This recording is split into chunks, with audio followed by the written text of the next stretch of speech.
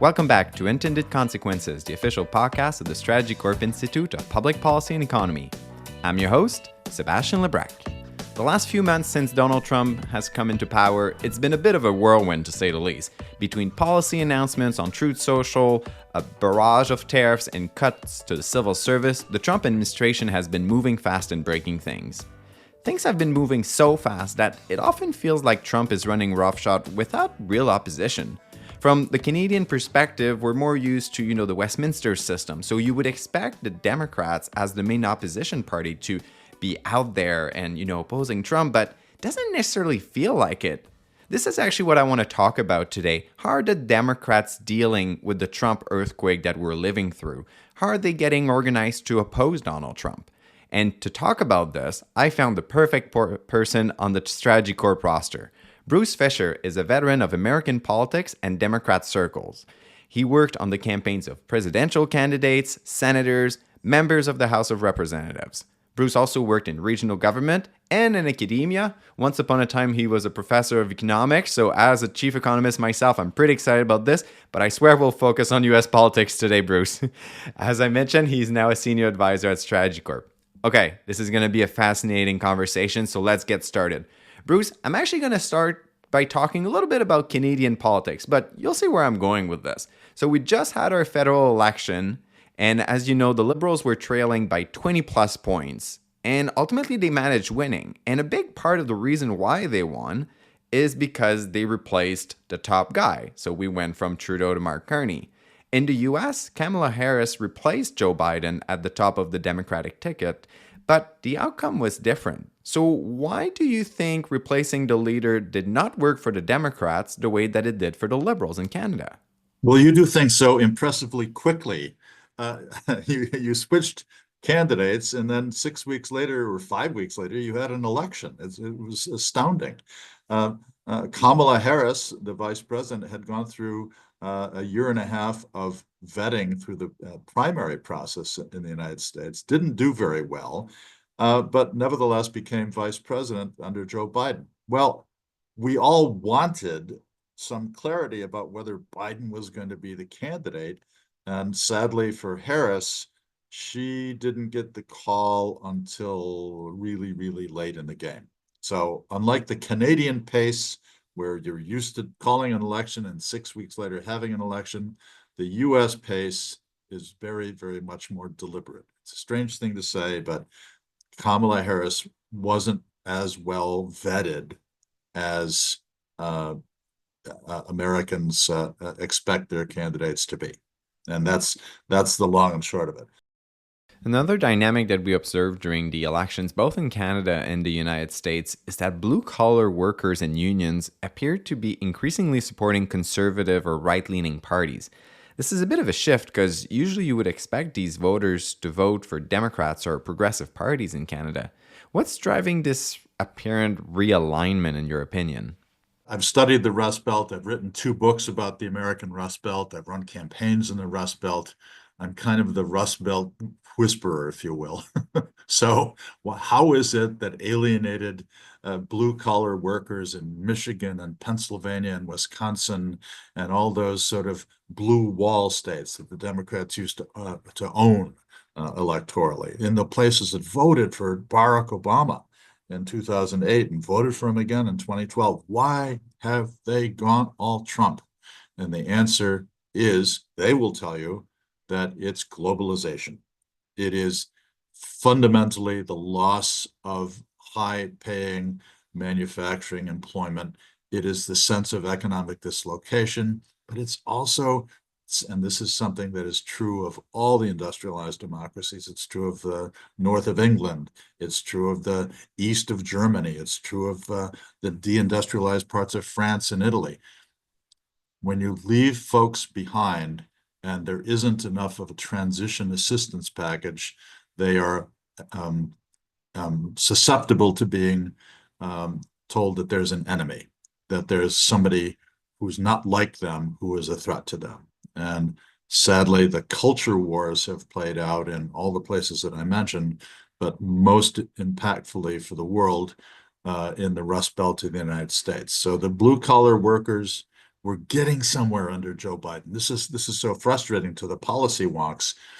Biden was reintroducing real manufacturing, but he didn't have enough time to deliver the goods. If Biden's successor or Biden himself had been reelected, you would have seen the blue collar going back to being Democrats, I think, at least on the margins.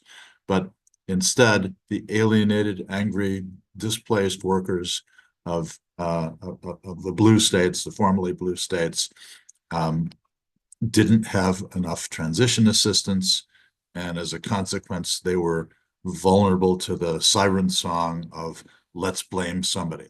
Usually, when a party loses an election, they conduct a bit of a post-mortem to figure out, what went wrong. So, did the Democrats undertake this process? And if so, what are some of the main conclusions? The Democrats have indeed. They always go through a long process. I was in a conversation with people who paid an enormous amount of money to go and attend post-mortem meetings with leadership of the Democratic Party. But boy, the word disarray is disarray, disorganization. That's the word of the day with Democrats. So as Will Rogers, the late great Cherokee humorist, said, I belong to a disorganized group. It's called the Democratic Party. Um, you can't really expect them to be unified until such time as there's a presidential campaign, and then they all coalesce. But look, there are issues that are beginning to work for Democrats, and the main issue is tariffs. It is a huge issue because it's already having a huge impact. And let me draw your attention to the comments, not from a politician, but the comments from the guy who was the boss of the biggest port on the west coast of the United States, Long Beach, California, right next to Los Angeles. He says that it looks like a holiday there. He says it's like Christmas Day there. I said, well, what do you mean Christmas Day? He says, because nobody's working. And he says within 5 to 6 weeks, in other words, we're recording this in early May, by the middle of the summer, before July 4th, before Canada Day, before the 4th of July in the US, there is going to be an impact. And I think Democrats are waiting for the pain to hit. Because right now, all the talking heads and all the sort of nabobs and the pundits, they all know what they know. The specialist economists know what they know. Our friend Paul Krugman, who won a Nobel Prize in economics about 20 years ago, he has been warning day after day after day after day, this is going to happen, this is going to happen, this is going to happen. It is going to hit the Trump voters hard. Some say it's going to hit the Trump voters hardest. And that's going to happen by midsummer. So Democrats are kind of defining who they are, but they're also kind of holding back. They're waiting. They're waiting to see who screams when the impact of Trump's actual policies hits them. We already know who the target groups are. There have already been folks who are in the Trump coalition, specifically veterans, specifically blue-collar workers, who are beginning to say, hey, we didn't sign on for higher prices. We didn't sign on for fewer doctors at the veterans hospitals. Why are we being left behind? Why is Elon Musk, why are Trump and his billionaires targeting us? We're for them. It's beginning to be a political fact, but not quite yet. So that's interesting. As I mentioned, you worked for Senate candidates and Congress candidates in general. So take us to Capitol Hill for a minute. How are the Democrats getting organized as an opposition force in Congress? They've done a couple of smart things. Just a couple of days ago, just a couple of days before we recorded this podcast in early May, Democrats finally put a bill, what we call a poison pill kind of bill, That is to say, let's put a bill out there offering to protect small businesses, firms with fewer than 500 employees. This is a standard a measure to target so-called small businesses of 500 employees or fewer. Let's protect them from the Trump tariffs. Let's get the Republicans to have to vote on the record, put themselves on the record as against this. Well, they've done so. Let's get Republicans to go on the record of either supporting or opposing Trump's continued use of tariffs as a foreign policy tool, as an economic tool. They've gotten the Democrats have gotten the Republicans on the record. This is meaningful. So they're beginning to use the legislative means to get this going. It's not being very well reported, but this becomes really relevant 2 years from now, excuse me, not even 2 years from now, a year and a half from now, which is when the so-called midterm elections happen in November of 2026. So you spoke a little bit in terms of what the Democrats are doing to get ready for the 2026 midterm elections on Capitol Hill, but perhaps at more like, we call them ridings in Canada, or districts or state level. How is that preparation going? Very, very well. And right now, the margin in the 435 member House of Representatives of the United States is only 3. The Republicans have a majority of 3 seats out of 435. I am told reliably this week that Democrats have credibly targeted 60 of those Republican seats, 60 of the seats that Republicans now hold. Right. So all the Democrats have to do to gain a majority and to put a real block on Donald Trump's initiatives is to get 3 or more seats. They're targeting 60. They're raising money like crazy. They don't have a problem in raising money. AOC and Bernie Sanders are out on their anti-oligarch tour, and they're drawing huge crowds. That is very important at this stage because it's motivating younger voters and voters on the left to come out, because that's who comes out to see AOC. She's kind of a rock star. So, as you mentioned, there are some Republican candidates that will have a bit of a hard time in 2026 because either they, fully back Donald Trump, but then constituents might take offense because they're feeling the pain of the tariffs, or they criticize Trump, and then, we know what happens if Trump gets offended. So how will the Republicans navigate the midterms? Republicans are literally caught between the rock and the hard place. Maybe you have used that expression. Here's the rock is Trump, who's going to have all of Elon Musk's money and all of his own media access to pound Republicans into submission. But the hard place is their constituents, starting this summer, if not already, are screaming, are going to be screaming. So if the constituents are showing up at the town hall meetings already, as they are, especially in a place like Iowa, pay close attention to Iowa. Why? Because it's got a Republican senator who's up for election again in 2026. Her name is Joni Ernst, and she only won by 3 percentage points. Guess what? She is targeted, and she is representing a state. What is Iowa known for? It's known for corn, it's known for soybeans, it's known for hogs, and it's known for insurance. It's known for agriculture, and it's known for financial services. Both of those industries have been hit hard already by the Trump policies.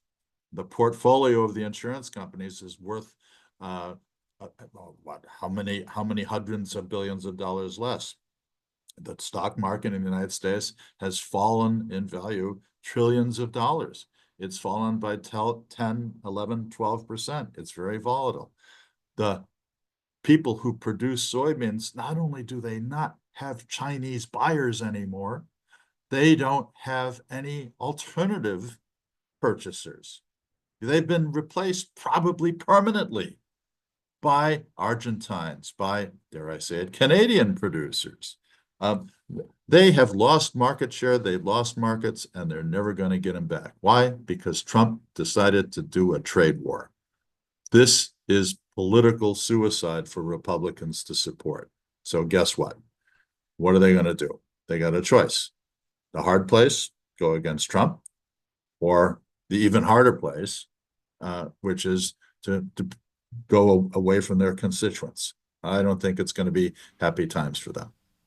So we've talked about the federal level in the United States, and then we talked a little bit about the state level. You just mentioned Iowa. So I'm actually curious to know a little bit more about the state dynamic and perhaps even like the state to province dynamic. So what's going on there?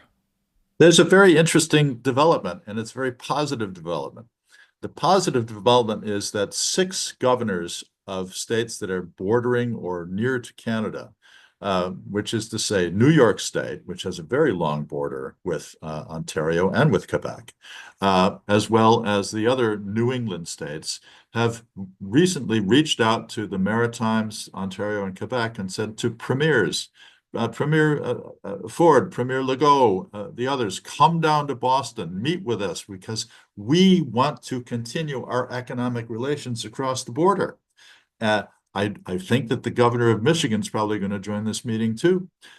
Look, these states are up against a problem, and the problem is that the president of the United States is screwing up and injuring their economies, which are very closely tied to their counterparts across the border in Canada. So, and this is a bipartisan situation. Very interesting politics here, because the governor of Vermont is a Republican, and he's in with the rest of these Democrats. But it's not partisan so much as it is survival. So, are they going to be able to be effective? I don't know. The real problem is that the tourism industry, the entertainment industry, the professional sports clubs, the skiing. People are not happily going to renew their ski passes down in Western New York. If they're accustomed to going to Holiday Valley, you know what? They're going to go up to Mont Tremblant. They're going to go up to the Carriage Hills and Collingwood. They're going to go up to Blue Mountain instead of going down to Holiday Valley and Hollymont. That's a big hit to Western New York. Ditto in the Adirondacks. People are, you can get a cottage in the Adirondacks this summer. Why? Because the Canadians are not coming. You can get a place on the Maine seashore this summer. Why? Because the Canadians are staying home. Okay. I'll tell you what you can't get. I tried to get a backcountry camping a spot in Algonquin Park. Guess what? They're all booked up. I think it's because Canadians are staying home. The impact of this on the regional economies is going to have a political impact in 2026, because those places are represented by both Democrats and Republicans. We had this conversation about tourism with Brock Dickinson in in the previous podcast. And yeah, the tourism component, we've been talking a lot about manufacturing, but the tourism impacts are very real. And as you mentioned, they will hit a lot of communities. It's going to hit Florida too. It's going to hit Florida too. 10, $11 billion you Canadians spend. I'm almost a Canadian, so we Canadians spend down in Florida every season. Guess what? A lot of snowbirds are going to go someplace else. Maybe they're going to go and see President Scheinbaum's offerings on the Mayan Riviera and Puerto Vallarta and Mexico City. I understand it's very nice in the wintertime down in the highlands of Mexico on the beaches there. Indeed. So, you just mentioned the state component of it all. In Trump 1.0, one of the big tactics of the Canadian government was let's build allies at the state level. And, some of this is still happening, but it feels like it's a different game when it comes to influencing the second Trump administration. So where should Canada focus its efforts in order to influence the Trump administration now? You should go to the media. You should go to Bloomberg News. Canadian executives, Canadian politicians, Canadian community leaders should be in the New York Times. They should be in the chat rooms. They should get on Jim Cramer's daily stock market show. They should be in the conversation, mentioning to American business people, look, we've had an auto pact since the middle of the 1960s. Why? Because it works. They should be showing up at the annual meetings of the shareholders for General Motors and Ford and the auto parts makers. Look, showing up and saying, this is our political self-interest, economic self-interest, that we maintain this. Please, corporate CEOs in the U.S., please, business leaders in the U.S., understand our perspective and understand that we are in this together. I believe that there's a ready audience for Canadian views. It's interesting what you just mentioned about the, the financy media, because, we're recording this in May, as we mentioned. Just a little while ago, we saw that ultimately the stock market, and perhaps most importantly, the bond market, proved to be almighty and forced Trump to, reverse a little bit. Speaking of media coverage, there's plenty going on today because we are recording on the day that Mark Carney is meeting with Donald Trump. As a matter of fact, just before we hopped on Zoom, there was the initial meeting in the White House. It started cordial, but at the end it was getting pretty tense. So beyond everything you mentioned in terms of what Canada should do, do you have any other piece of advice for Mark Carney as he looks to deal with Trump? With the greatest respect to any independently elected leader of a country where I'm not empowered to vote, I do suggest that nobody should ever back down when meeting with Donald Trump. He prides himself on being a tough negotiator. Never show weakness to a tough negotiator. That's number one. That's number one, number two, number three. Okay. The second thing, in other words, it was brilliant when Carney said, no, the United States should stop talking about 51st state. Canada will never be for sale. There will never be anything but respect for our sovereignty, because our sovereignty it matters deeply to every Canadian.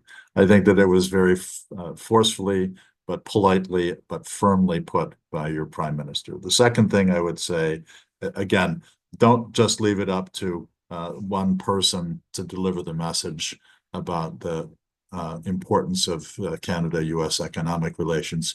This is a time for national unity. I hope to see Pierre Poilievre, or whoever the leader of the Conservatives is going to be, whoever the leader of the NDP, leaders of the provinces, get out there and remind Americans of what Americans know, which is that this is a good relationship with a trusted and valued ally.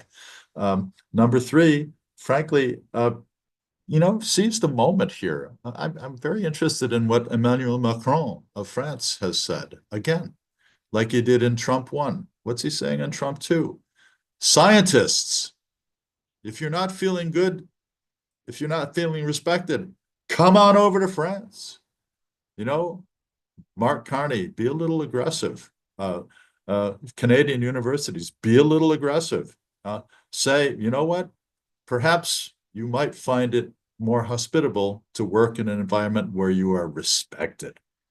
So before we wrap up the podcast, we're gonna go where we began, which is what's up with the Democrats. So 2028, it feels far, but perhaps it is not. So you're really well plugged into Democrat circles. So has the process of finding presidential candidates started? Who are the early frontrunners? Holy cow! Does it? Is it ever not underway? I mean, I'd love to see former Secretary of Transportation Pete Buttigieg out there. He's so very smart and so very articulate, so unflappable. He is just the cat's meow when it comes to potential candidates. AOC, ditto, just smart, effective, wonderfully electric on the stage, Bernie Sanders. But look, they are not front runners for the presidential nomination process.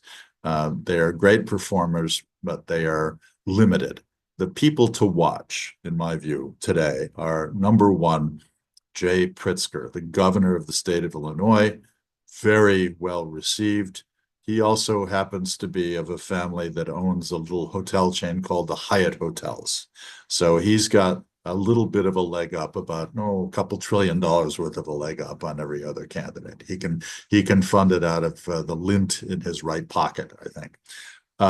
Other candidates who have been mentioned include the governor of California, Gavin Newsom, who will be term limited out of running again for governor in California in 2026. So he will be available, a young person, relatively young person with a big political war chest, available with not a lot of demands on his time starting at the end of 2026, early 2027. So he'll be available for 2028. The governor of the state of Michigan, Gretchen Whitmer, people were really interested in her running in 2024, had there been an open process there, but there wasn't. I believe that those three are the ones to watch at the moment. So is former Vice President Harris still interested? I think she might be. I don't know how well she will do in the primary process, though. The primary process in the U.S. is much longer than your process of general elections in Canada. But watch starting in the middle of 2026, 2027, early 2027. We also hear sometimes about Josh Shapiro from the state of Pennsylvania, the former prosecutor, won decisively when he ran, will win decisively when he runs again. He will be available. Well, it sounds like the Democrats will be very busy in the coming months and years, not only trying to, oppose Donald Trump on Capitol Hill in the media, but also getting organized for 2026 and 2028. So, Bruce, thank you so much for coming on the show today to help us kind of get a good picture, lay of the land, if you will, in terms of what's going on in the United States. And things are moving so fast that you'll probably have to come back next season. Great. Thanks, Sebastian. The views expressed during this podcast are not necessarily the views of Strategy Corp. All rights for this episode are reserved, and the guests on the Intended Consequences podcast might be current or past clients of Strategy Corp. To find out more about the work of the Institute and to subscribe to our newsletter, visit our website at strategycorp.com/institute and make sure to follow us on Twitter and LinkedIn. I'm Sebastian Lebrac, and I intend to talk to you again next episode.